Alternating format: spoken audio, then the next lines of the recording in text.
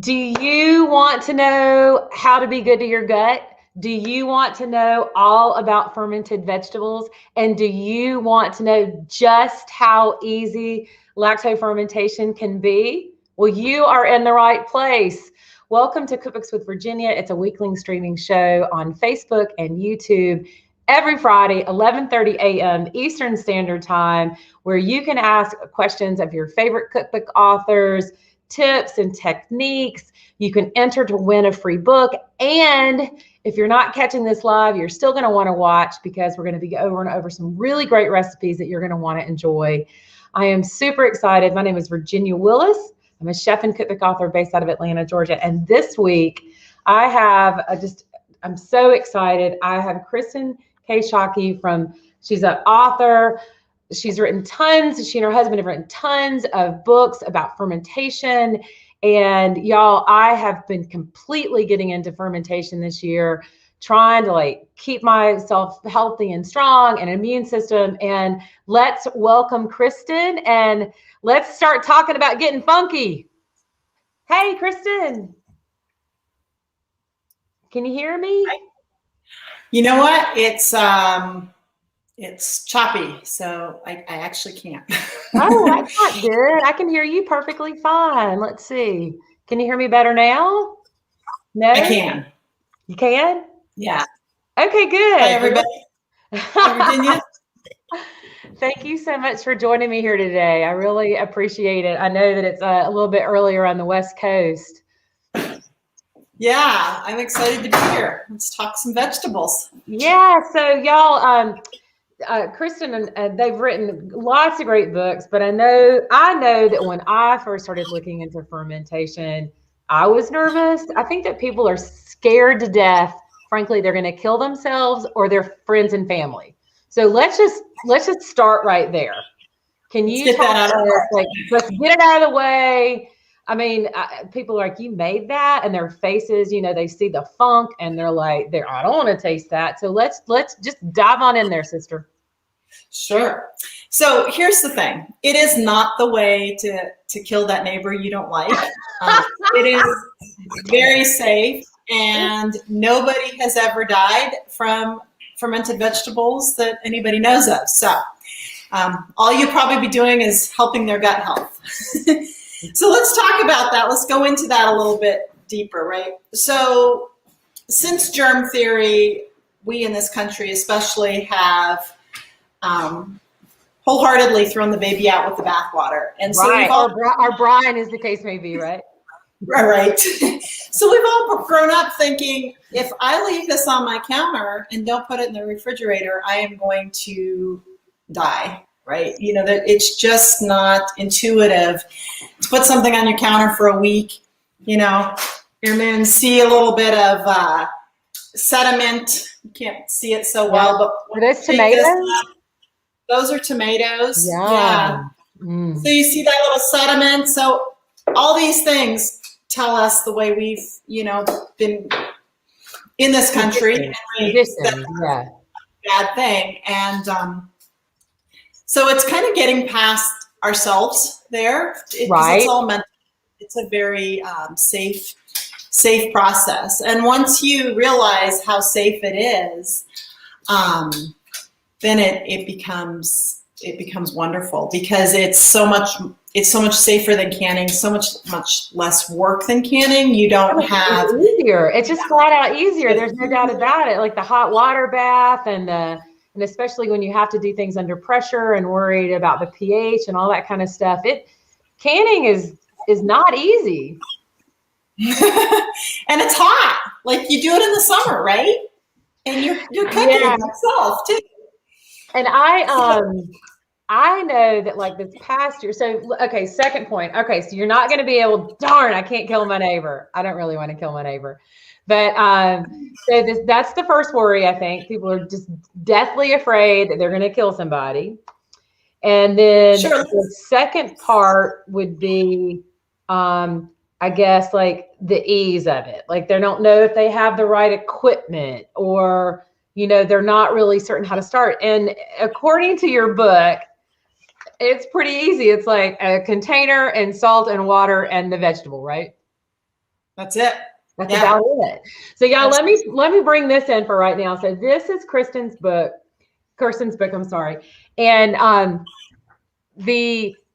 my Instagram feed. So if you go to my Instagram feed, you're going to find a copy of this book and you can win a copy. And we're coming, it's all year is fermentation season. That is one thing I've learned, but we are coming into summer and there's going to be a tons of great produce. And this can help with food waste, right, Chris? Right?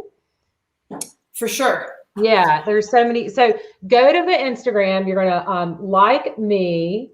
And then all the instructions are there. You're going to tag a friend and we're going to run this over the course of the weekend. And then on Monday morning, you can win a free copy of this book. So this is super great. Let's see who we've got joining us. So we've got Jennifer Hale and we've got Rob Lawrence and we've got John and super excited. Got an apron on there. So we know we got a chef boy. Got Holly. That's awesome. And we've got someone from somewhere else wanting to know about pickling things or fermenting things in the Middle East. So let's talk about your book, because I think that this is actually one of, honestly, the more user-friendly fermentation books I've ever picked up. Bravo. Thank you. That was the idea. I've been a maker. We started teaching practically at the farmer's market. And so we said, well, let's start doing some classes at our kitchen, at our home kitchen. And so this book kind of, when I wrote it, the only book out there was Wild Fermentation, which is a small book by Sandor Katz. Right. And it was actually Christopher's idea, my co-author, to write this book. And I was like, well, he's already written a book. And he's like, yeah, there's only 16 pages on vegetables. You do so much more with vegetables. You could do a whole book.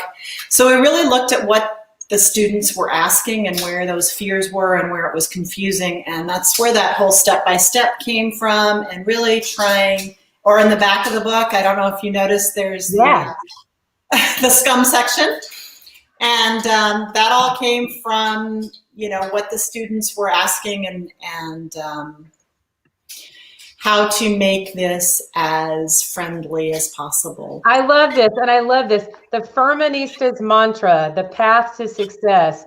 We give our students a mantra that helps them with their early batches. Submerge and brine and all will be fine. I mean, I really do, because like I said, people, I think, from your teaching and your years of experience, that people are scared about it.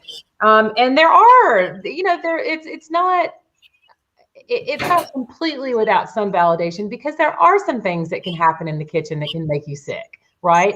It just so happens it's not this, right? And we've become super fearful of any bacteria, but there's good bacteria. So can you talk a little bit about that and why fermented vegetables are so good for our gut and so good for our immune system, which is what we really need to keep up right now? For sure.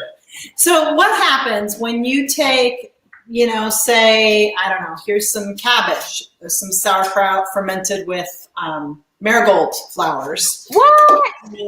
Or these are some green tomatoes. This is for the southern you, the little green tomato. Southern me. That's awesome. That's all of me.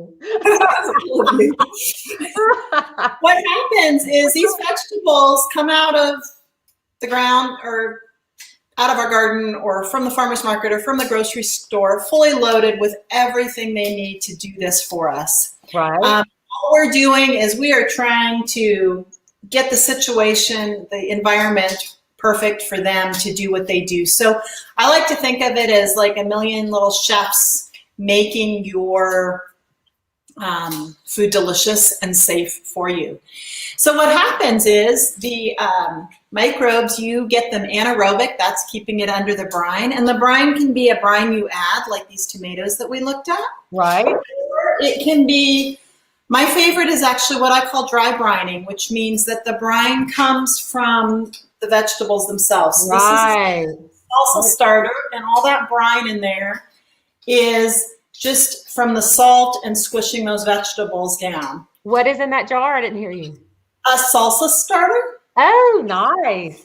So I use this like with year round. This is from, vegetables in our garden and green peppers, but I can use this year round to put in guacamole, to put in with canned tomatoes or fresh tomatoes or whatever, and it gives it that probiotic boost. But that's so cool. That's so cool. And that was one of the things. So y'all, so it's not just, it's creative recipes for fermenting 64 vegetables and herbs, krauts, kimchis, brined pickles, chutneys, relishes, and paste. Now the paste part I thought was just super genius. And that is something that I haven't seen a ton of. I think that like the fermentation with training wheels is cabbage. Right. It's like cabbage, salt, a jar, maybe a little bit of brine, but basically it sort of does its own thing. It's just like time honored, like training wheel fermentation, but you can ferment lots of different things. And talk to me a little bit about the paste. Like, I think that like the salsa starter, like how to incorporate these items into your everyday cooking. Yeah, sure. So the pastes are something like the salsa starter can be considered a paste because these are items that become, I like to think of it as, a little spice cupboard or a little pantry, in the door of my fridge. Things that I grab when I need to add some flavor or, I don't have certain ingredients at home and I can use them to elevate the meal and add a little healthiness or whatever. But the pastes. Oh my God. So look at that. It looks so vibrant. I'm just going to show some pictures. People are most excited about are probably basil and things like that, because these are herbs that have volatile oils that when you dehydrate them to save them, right, the oils dissipate away pretty quickly. But when you ferment them, you get that fresh basil flavor year round. And things like basil and a lot of these other herbs already have a lot of antimicrobials and different things that help preserve them. So like you just salt the basil, you press it down into a jar like you would the sauerkraut. Right. Makes enough brine. It's not super juicy, but it makes enough brine to keep it anaerobic. That's the big trick, anaerobic. So, and then it ferments beautifully and keeps in the fridge for sometimes years, which is pretty exciting. And then I can chop that up and put it in to anything like I would any fresh basil the rest of the year. Now I have a question for you on that. So I'm thinking like, wow, that sounds amazing. But the brine and the salt, does it make anything too salty?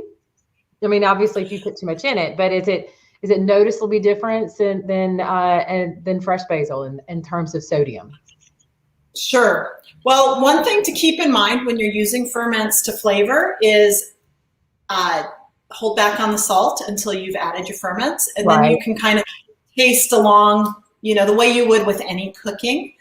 My recipes and most of the things that a lot of people are doing now is much lower than either commercial ferments, or old school ferments. Old school ferments, we didn't have all the preservatives. We didn't have a refrigerator. So it was more packed in salt. And also we didn't have processed foods where we were eating too much salt. So we needed this salt. But now you can ferment with, as low as 1.5% salt and get a really delicious ferment.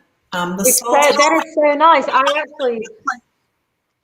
recently I ordered some baby carrots because I've been Instacarting. I live in Atlanta and there's, high COVID transmission rates, et cetera. So Instacarting, ordered a bag of baby carrots and I got like the Costco version, you know what I mean? I got like a giant and I did a really low sodium brine. And I ate some yesterday. And these are like 2 weeks old. I ate some yesterday and they were like sort of barely salty, but definitely there. So I love what you're saying, that it can be as low as the 1.5%. Yeah, so what salt does in the fermentation is it helps you control it. It's the controller. It's like you've got temperature, when you're cooking, and you've got temperature, of course, when you're fermenting, where you keep it. But The other thing you have is the salt. The salt will slow that fermentation down if for example, it's too hot.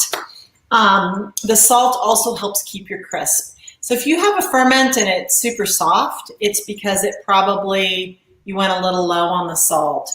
And I also want people to think about with salt, it doesn't need to be briny. Like it doesn't need to be like, ooh, that's salty to work. You want it to be pleasing. Like I taste the salt in here and it's delicious. It's like salty like a chip. Salty like something we want to eat. That is when you're, oh my God, you're genius. That's what you're tasting for. Taste it as you make it. It's not like canning where you have to like stick to the recipe.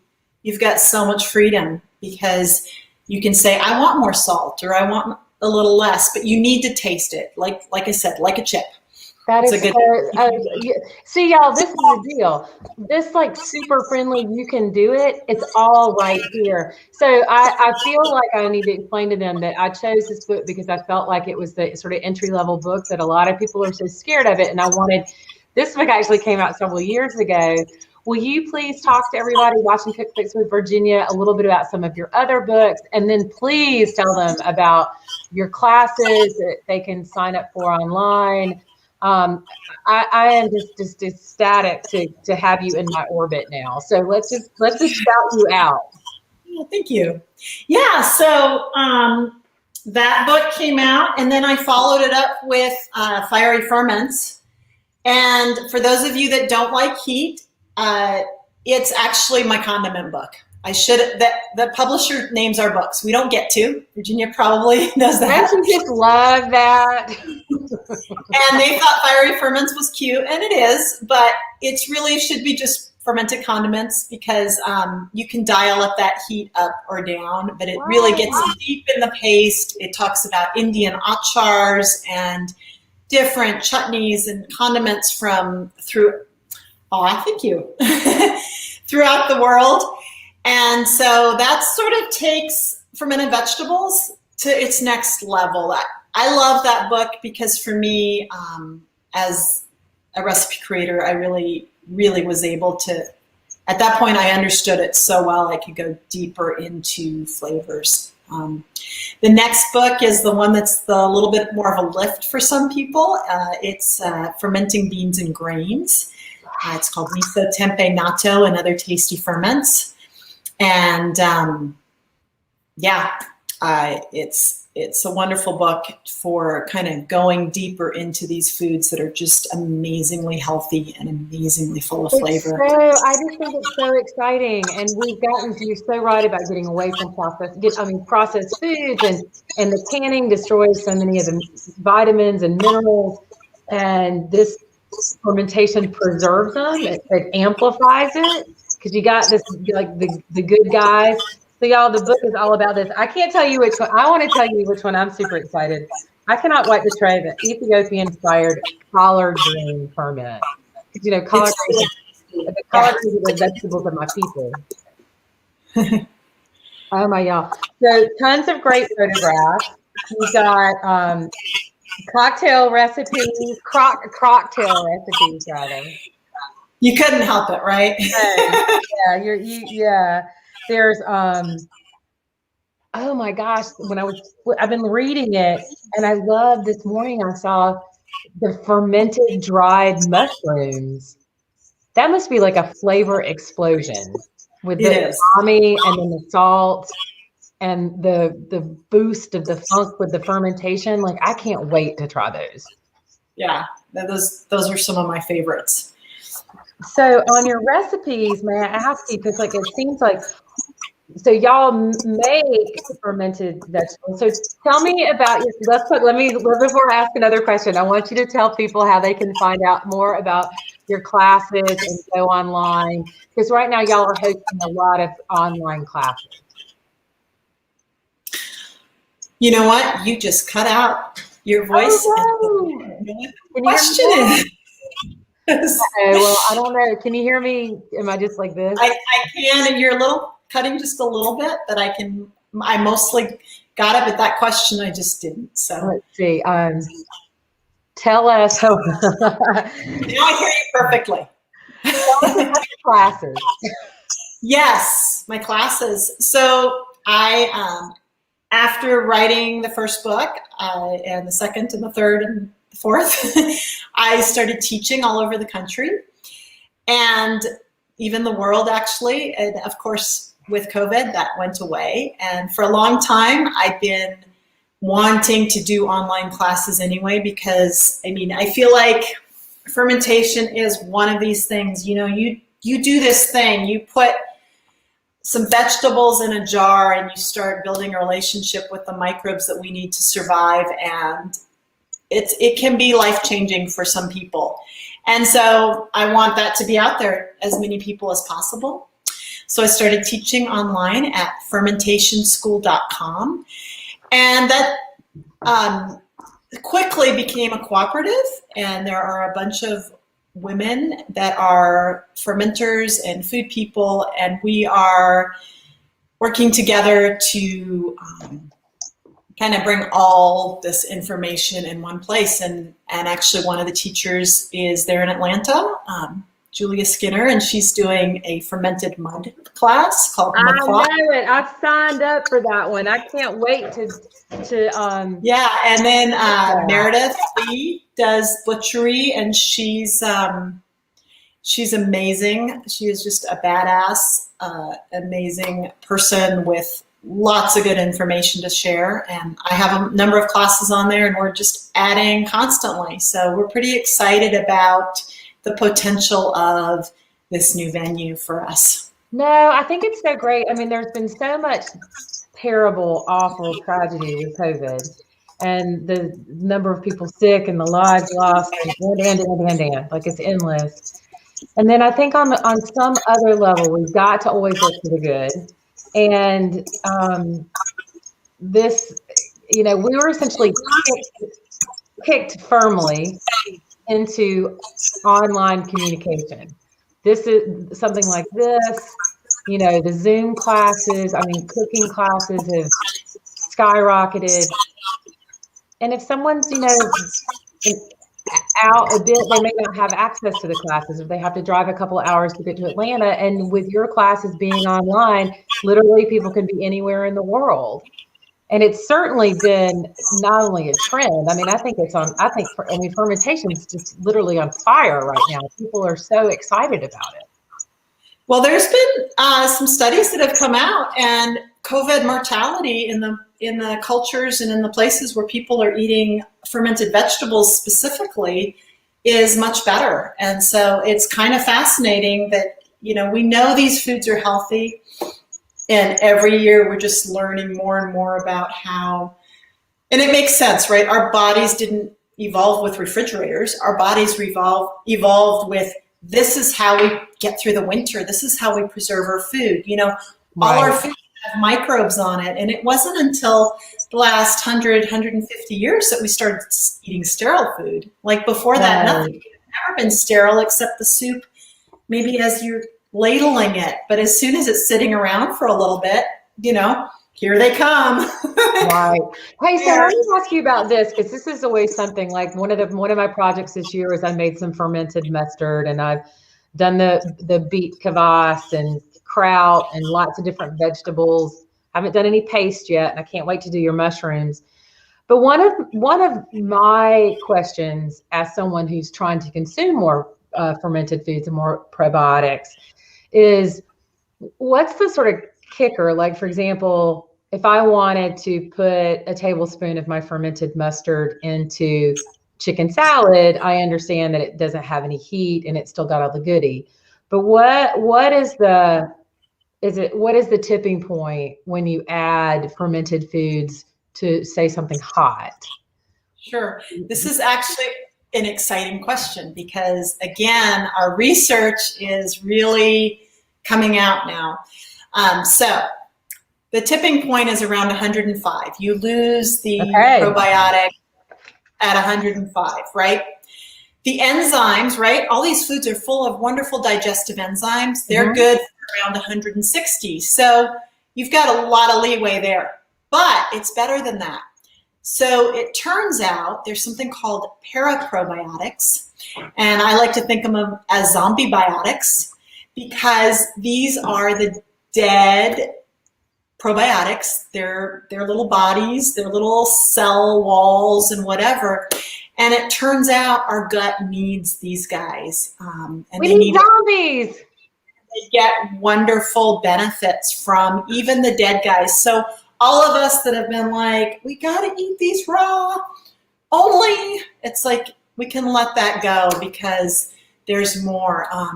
There's the postbiotics, which are all the metabolites. So that's this jar here. These vegetables have way more vitamin C than they had when they started, when they were fresh. You know. Wow, and that's something that they're saying too. It's like that we need the vitamin C and all of that. I mean, more so. You know, all this is just about keeping ourselves as healthy as possible.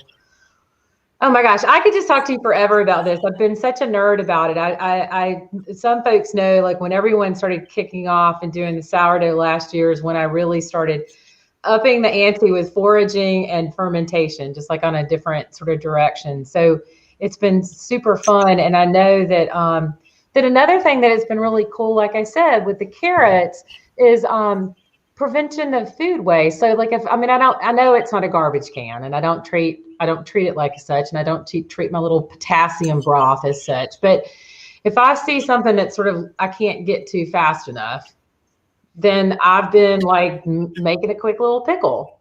And even if it's just, it doesn't, the great thing about this, I think, is that, and I think that your recipes in the book reflect it, it doesn't have to be like a bushel and a half of cabbage. It can be a half a cabbage. It doesn't have to be, you know, we have these visions of, or I have these visions of my grandmother canning in the summer. Now she did a different kind of canning, right? But it was like 80 quarts of green beans. I had my homestead days and I did that. So I know it. I mean, we're still on the homestead. You know, you were talking about Zoom. I can finally take yoga classes without driving anywhere. Like, yeah. No, it's great. It's great. Now, I do things in excess, so I get that for sure. But I also love that, you know, I can can. Oh, I don't have a little jar in front of me. I can can in this. I mean, ferment in the smallest jar there is. All you need is the vessel and the anaerobic, and that part is really exciting because it opens it up to anybody, no matter what their situation is. No, that's so cool. It's so cool. Well, maybe what we'll do is I'll email you afterwards, and we'll find an easy recipe for folks that we'll put up online. Y'all, I want to make sure that you go to Ferment Works, the Fermented Vegetables, all of the books. They have links there. Any major retailer. I'm trying to get people to support their independent bookstores. So I have 5 questions I'd love to end our conversation on that I've been asking everyone, and it's been really fascinating to see everyone's answers. May I ask you, can you hear me okay if I ask you some questions? Yeah, we're good right now. Okay, good. So what is the last cookbook you've read or cooked from other than your own? Okay, I can actually answer this one. I recently got the cookbook BB's Kitchen. And it's cooking with grandmothers and with African meals, and yeah, there's a cilantro sauce in there that I'm absolutely addicted to. Yum. That sounds amazing. Yum. I've heard about that book, and I haven't gotten that book yet, so that's great to hear that you've gotten it.